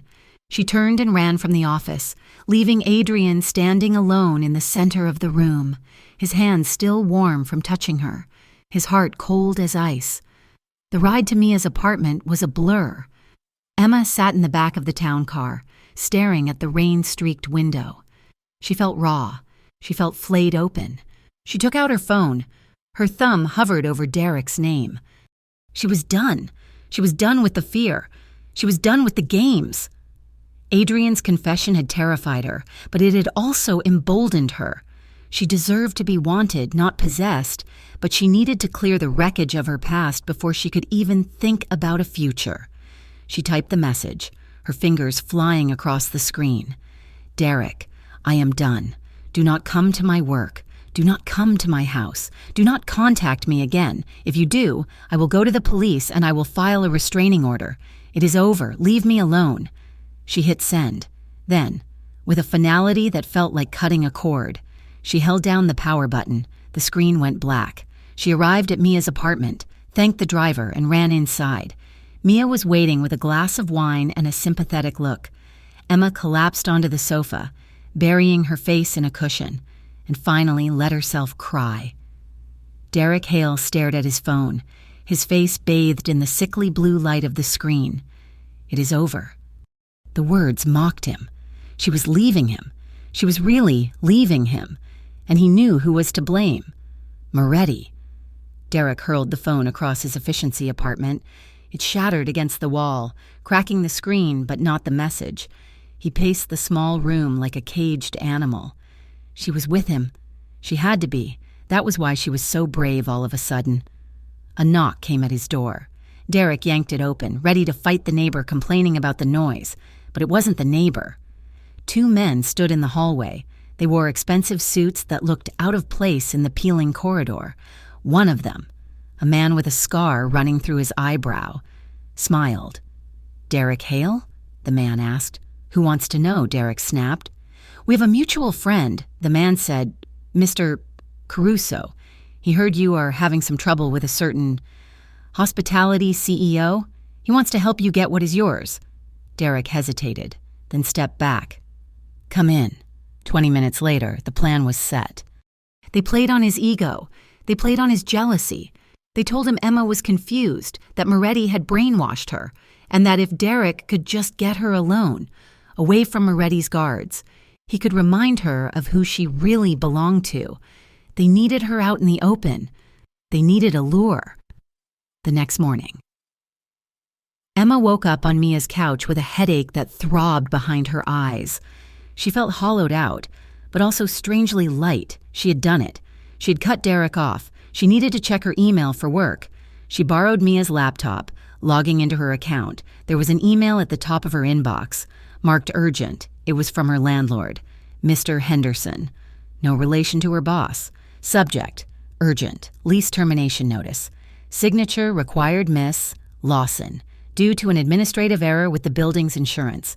We need all tenants to physically sign an updated liability waiver by noon today. Failure to do so will result in an automatic voiding of your lease. I will be in the office until 12 p.m. Please come by immediately. Emma frowned. It seemed bureaucratic and annoying, exactly the kind of mundane crisis that grounded her in reality. She looked at the clock. It was 11. I have to run to my apartment, Emma called out to Mia, who was in the shower just to sign some papers. I will be back in an hour. She did not turn her phone on. She did not want to see Derek's reply. She just grabbed her purse and headed out. She took a bus, avoiding the routes where she had seen Adrian's cars. She told herself she was being independent. She told herself she could handle a simple errand. She arrived at her apartment complex at 11:30. The management office was around the back, near the tenant parking lot. The lot was quiet, too quiet. Emma walked toward the office door, her keys in her hand. Emma. She froze. Derek stepped out from behind a dumpster. He looked terrible, unshaven, his eyes wild, wearing a hoodie she had bought him 2 years ago. Derek, Emma said, backing up, I told you not to contact me. I just want to talk. Em, he said, holding his hands up. Just talk. You owe me that much, do you not, after 3 years? I do not owe you anything, Emma said, her voice shaking but firm. Leave me alone. She turned to run back toward the street. Derek lunged. He was faster than she expected. He grabbed her wrist, his grip bruising. Please, Emma! Stop running away! You are making a mistake! Let go of me! Emma screamed, swinging her heavy tote bag at him. It connected with his shoulder, but he did not let go. Help me, she screamed, looking around the empty lot. A gray sedan screeched around the corner. Thank God, Emma thought. Someone heard me. 2 men jumped out of the car, but they did not look like concerned neighbors. They moved with military precision. "Grab her!" one of them shouted. Derek looked confused. "Wait, you said we were just going to talk. Shut up and get her in the car," the man barked. Emma realized with a jolt of horror that this was a trap. Derek had led her here. "You set me up!" She screamed at Derek, kicking out. Derek's face crumpled. "No, Em, The second man grabbed Emma from behind, clapping a hand over her mouth. She bit down, hard. He swore and punched her in the ribs. The pain was blinding. Emma dropped her bag. Her phone, which she had slipped into the side pocket, clattered onto the asphalt. They dragged her toward the car. She fought with everything she had, scratching, kicking, twisting. She managed to catch the door frame, digging her heels in. Derek stood there, useless, watching as the men shoved her into the back seat. "Get in!" The man with the scar hissed at Derek. I cannot," Derek stammered. "This is kidnapping. You said you want her back. Do you not? Get in the car or we leave you here for Moretti to find." Derek looked at Emma, who was terrified and crying in the back seat. He looked at the empty street, then, cowardice winning out one last time. He scrambled into the front seat. The car door slammed, tires squealed, and Emma was gone. At Moretti Holdings, Adrian checked his watch, 12:15 p.m. He had a scheduled check-in with Emma. They weren't speaking personally, but she had agreed to keep the daily briefing for the project. He called her office line. "She is not in today. Mr. Moretti," the receptionist said. "She called in sick." Adrian frowned. He called her cell phone. "The customer you are calling has turned off their phone or is out of coverage area." A cold feeling, sharper than a blade, settled in the base of his spine. Adrian stood up. "Luca!" Luca appeared instantly. "Where is she?" "The tracking team says her phone is off," Luca said, his face grim. "She went to her friend Mia's house last night. We have a car sitting outside. She has not come out. Call the friend. Now." 2 minutes later, Luca lowered the phone. "She's not at the friend's house. She left an hour ago to go to her apartment. She said she had to sign a lease paper." Adrian felt the blood drain from his face. "Her lease is not up until November." He grabbed his jacket. "Move the team to her apartment, now, and get me the feed from the traffic cams." Adrian's convoy tore through the streets of Rivergate, ignoring red lights and speed limits. He arrived at Emma's apartment complex 10 minutes later. His security team was already there. Sweeping the parking lot, Adrian jumped out of the car before it fully stopped. "Report," he barked. One of his guards jogged over, holding a plastic evidence bag. "We found this in the north lot. Boss, near the dumpsters." Adrian took the bag. Inside was a cell phone. The screen was smashed into a spider web of cracks. It was Emma's. Adrian stared at the broken device. He saw the scuff marks on the asphalt where heels had dragged. He saw a single, lonely tote bag lying in a puddle of oil nearby. She had fought, and no one had been there to help her. The rage that overtook him was not hot. It was absolute zero. It was a black hole that swallowed every other emotion. Fear, hesitation, mercy. They were all gone. "Derek," Adrian whispered. The name was a curse. Luca walked up, holding a tablet. "Boss, a neighbor reported seeing a gray sedan speeding out of here 20 minutes ago. We pulled the plate from the ATM camera across the street. And stolen. But the car matches the description of a vehicle used by Caruso's crew for a collection job last week." Adrian looked up at the sky. He closed his eyes for a second, picturing Emma's face, the way she looked when she laughed, the way she felt in his arms when they kissed. He opened his eyes. They were dead. "Find Victor Caruso," Adrian said. His voice was so quiet the wind almost carried it away. "Boss, find him. Burn his clubs. Break his lieutenants. Tear this city apart brick by brick until you find someone who knows where she is." He squeezed the smashed phone in his hand until the glass bit into his palm. "I do not care what it costs," Adrian vowed, the promise ringing like iron. "I am getting her back, and when I do, God help the men who took her. The docks of Rivergate were a graveyard of industry, a sprawling maze of rusted shipping containers and hollowed-out warehouses that stared like skulls at the dark water of the river. The rain had turned into a mist, clinging to the air, making the world feel gray and suffocating. Adrian sat in the passenger seat of the lead SUV, his body as still as stone. Inside, a storm was raging, but on the outside, he was terrifyingly calm. He checked the clip of his handgun, the metallic click the only sound in the vehicle. "We are 30 seconds out," Luca said from the driver's seat. "The thermal drone confirms 3 heat signatures in the main bay. 2 standing, 1 seated, and 4 guards on the perimeter." Adrian nodded. The seated one would be Emma. "Do not kill the guards unless you have to," Adrian said, his voice cold. "I want this clean, but inside, Victor and Derek are mine." The convoy rolled to a stop in the shadow of a crane. Adrian stepped out, the damp air hitting his face. He did not feel the cold. He felt only the burning need to get to the woman who was currently terrified and alone because he had failed to protect her. "Move," he ordered, inside the warehouse. The air smelled of diesel, old fish, and fear. Emma sat on a wooden chair in the center of the vast, concrete floor. Her wrists were zip-tied behind her back, the plastic biting into her skin.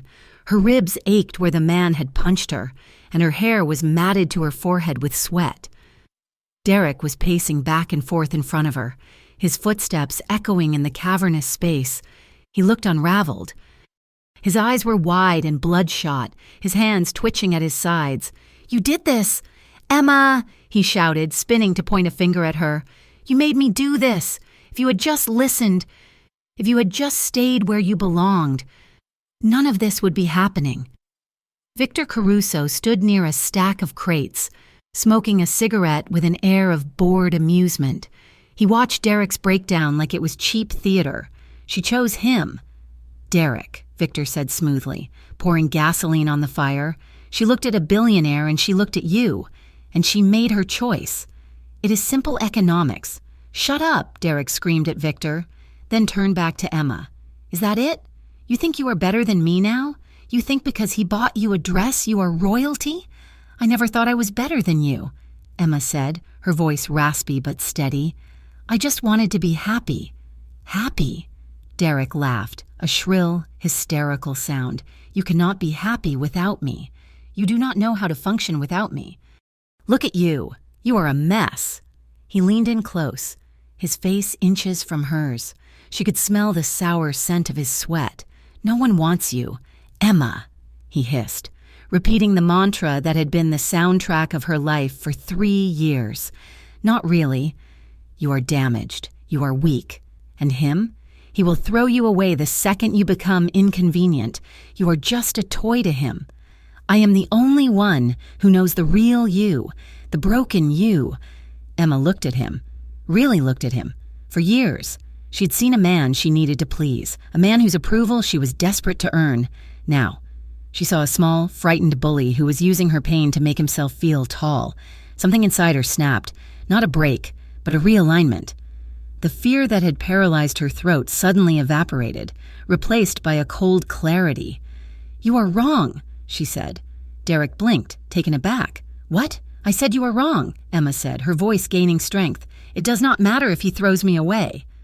It does not matter if I end up alone. I would rather be alone for the rest of my life than spend one more second with a man who needs to break me down just to feel powerful." Derek recoiled as if she had slapped him. "You do not love me, Derek," Emma continued, holding his gaze with a fire he had never seen before. "You just want to own me, and I am done being owned." Derek's face twisted into a snarl. He raised his hand. "You ungrateful." Boom. The metal doors at the far end of the warehouse exploded inward. Debris flew across the concrete. Smoke billowed through the haze. Shadows moved with lethal precision. Victor's men scrambled, pulling weapons from their jackets, but they were too slow. "Drop it," a voice roared. Gunfire erupted, short, controlled bursts that sparked against the metal beams and concrete floor. It was not the chaotic spray of a gang fight. It was the surgical strike of professionals. Emma ducked her head, squeezing her eyes shut as the noise deafened her. "Adrian!" she screamed. Adrian moved through the smoke like a phantom. He did not take cover. He walked straight down the center aisle, his gun raised, his eyes scanning frantically until they landed on the chair in the center of the room. He saw her. He saw the ropes. He saw the bruise blooming on her cheek. The world narrowed to a tunnel. Victor Caruso, realizing the tide had turned instantly, threw his cigarette down and sprinted toward the back exit, signaling his men to cover him. Derek, however, did not run. Panic overtook him. He lunged for Emma.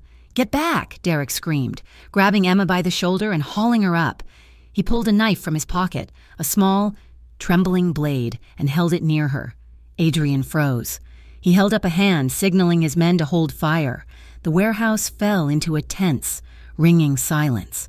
"Let her go." "Derek," Adrian said. His voice was not loud, but it carried a weight that pressed down on the room. "Stay back," Derek yelled, dragging Emma backward. "She is mine. You cannot have her. She is not a thing," Adrian said, holstering his weapon slowly, showing his empty hands. "She is a woman, and she does not belong to you. She does not belong to me. She belongs to herself." "You are lying," Derek spat, sweat dripping down his face. "You just want to use her. You are just like me. I am nothing like you," Adrian said, taking a slow step forward. "Because I would die before I let a mark be put on her skin. You are hurting her. Derek, look at her. You are hurting the woman you claim to love. Is that what love is to you?" Derek's grip loosened slightly. He looked down at Emma, who was trembling against him.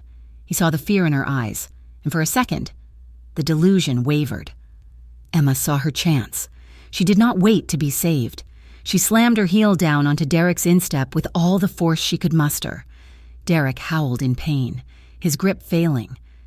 Emma twisted away, her bound hands making balance difficult, but she threw herself forward, running toward the figure in the charcoal coat. "You bitch!" Derek shrieked, lunging after her with the knife.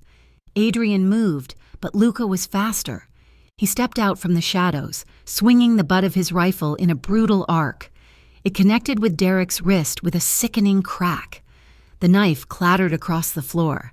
Derek fell to his knees, cradling his broken arm, sobbing.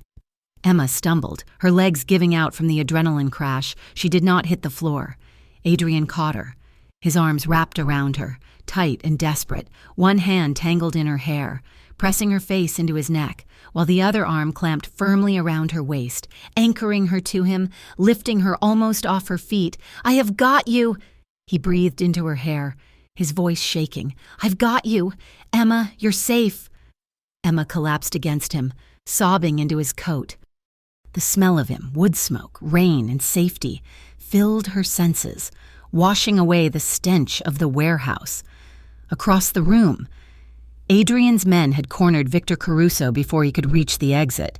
He was on his knees, hands on his head, looking significantly less amused. Adrian did not look at Victor. He did not look at his men.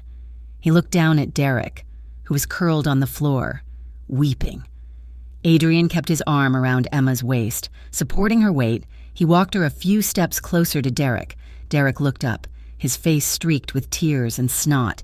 She is nothing," Derek stammered, trying to cling to his old narrative.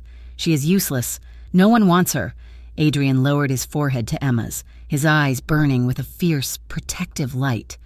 He spoke loud enough for every soul in that warehouse to hear. "You are wrong," Adrian said, his voice ringing like steel. "She is everything, and she is wanted by me, fiercely." He looked at Derek with cold finality. "If you ever say her name again, if you ever even think about her, I will know, and I will not be this merciful next time. Get him out of here," Adrian ordered his men, as they dragged Derek and Victor away to face the justice of a world that did not rely on courts. Emma clung to Adrian's shirt. "Is it over?" she whispered. Adrian kissed the top of her head. "It is over. I promise." The private clinic was quiet, a stark contrast to the chaos of the docks. The walls were a soft cream, and the air smelled faintly of lavender and antiseptic. Emma sat on the edge of the exam table. A doctor had checked her ribs, bruised, not broken, and treated the abrasions on her wrists. Adrian had not left the room. He had refused to sit down, standing guard by the door until the doctor finished. when they were finally alone. Adrian pulled a chair over to the table. He sat down and reached for her hand. His thumb traced slow, soothing circles on the back of her hand, over and over again. It was a grounding motion, a silent apology, a silent promise. "I am sorry," he said, his voice rough. "I should have had more men on you. I should have anticipated that Derek would be used as a pawn." Emma shook her head. "You could not have known. I walked right into it. I was so desperate to prove I was free of him that I was stupid." "You were not stupid," Adrian said fiercely. "You were brave. You fought him. Emma, Luca told me what happened before we breached. You stood up to him." Emma looked down at their joined hands, his large and scarred, hers small and bruised. "I finally heard what he was saying," she said softly, "and I realized it was just noise. It was just a script he used to keep me small." Adrian lifted her hand to his lips, kissing her knuckles. "You are not small. Emma, you are the biggest thing in my life." The intimacy of the moment was overwhelming. There were no grand gestures, no dramatic speeches, just the quiet hum of the medical equipment and the warmth of his hand holding hers, anchoring her back to the world. "Come home," Adrian said. "Let me take you home." 6 weeks later, the Crystal Ballroom at the Moretti Grand was unrecognizable. It had been transformed into a winter garden for the New Horizons Charity Gala, a legitimate foundation dedicated to helping survivors of domestic abuse. It was Emma's design. Every light, every flower, every table setting was her vision. She stood near the entrance, checking the guest list. She was not wearing a shapeless blazer. She was wearing a dress of deep emerald silk that draped over her curves like water. It was elegant, bold, and undeniably confident. She was no longer hiding. Guests were arriving, the elite of Rivergate mingling with the press, but the whispers were different tonight. They weren't looking at her with pity or confusion. They were looking at her with respect. She was the woman who had put this together. A hand settled on her waist. It was a touch she knew better than her own heartbeat now. Warm, firm, possessive but supportive. Adrian stepped up beside her. He was wearing a tuxedo that fit him perfectly, but his eyes were only on her. "You have outdone yourself." "Miss Lawson," he murmured, his lips brushing her ear. "You think so?" she asked, leaning back slightly into his touch. "I know so. The mayor is already asking who planned this. I told him he could not afford you." Emma laughed, the sound bright and free. Adrian turned her to face the room. He took a microphone from a passing stage manager and stepped onto the small podium, pulling Emma with him. The room went silent. "Good evening," Adrian said, his voice commanding the space effortlessly. "Thank you all for coming. This cause is personal to us. But before we begin, I want to acknowledge the person who made tonight possible." He turned to Emma, his hand sliding to the small of her back, presenting her to the room. "This is Emma Lawson. She's the brilliance behind this event. And on a personal note," he paused, looking at her with an expression of open devotion that made the cameras flash wildly. "She is the woman who keeps my world from falling apart." Applause broke out, loud and genuine. Emma blushed, but she did not look down. She smiled, squeezing Adrian's hand, and accepted the applause that she finally believed she deserved. Later, when the speeches were done and the dancing had begun, they slipped away. There was a private balcony off the master suite of the hotel, overlooking the entire city.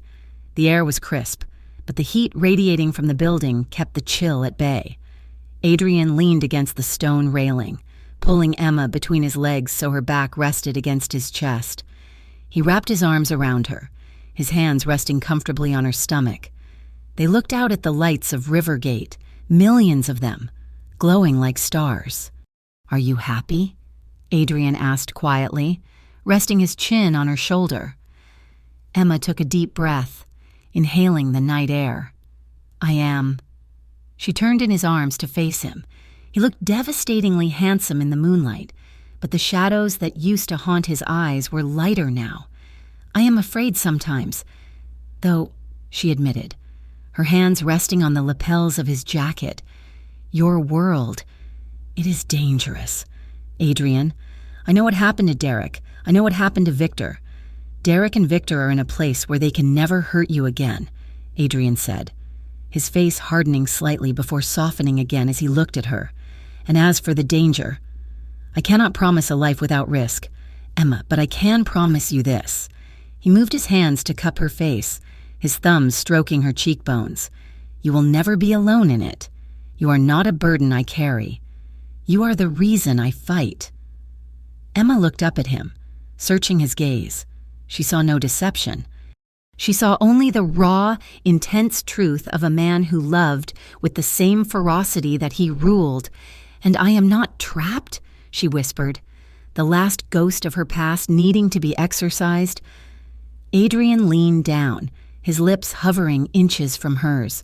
The door is always open. Emma, you can walk away anytime you want. He closed the gap, kissing her softly, a slow, deep pressure that ignited a fire in her belly. But I will spend every single day of my life giving you reasons to stay, he murmured against her lips. I will spend every day proving that you are wanted, that you are chosen. Emma wound her arms around his neck, pulling him closer, pressing her body against his. She felt the beat of his heart, steady and strong. I am not going anywhere, she whispered.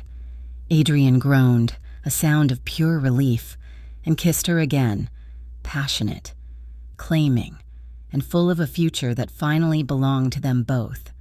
High above the city, wrapped in the arms of the man who had seen her when she was invisible, Emma Lawson finally knew the truth. She was wanted, and she was exactly where she was meant to be. Thank you so much for listening to No One Wants You, her ex sneered, until the mafia boss held her waist. I hope you enjoyed Emma and Adrian's journey from heartbreak to healing.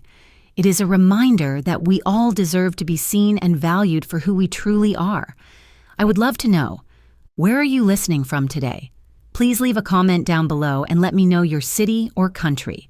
And if you enjoyed this story, please make sure to subscribe to the Mafia Romance Stories channel and hit that notification bell so you never miss a new episode. Share your thoughts on the ending in the comments section in English. Did Derek get what he deserved? I can't wait to read your reactions. Until next time.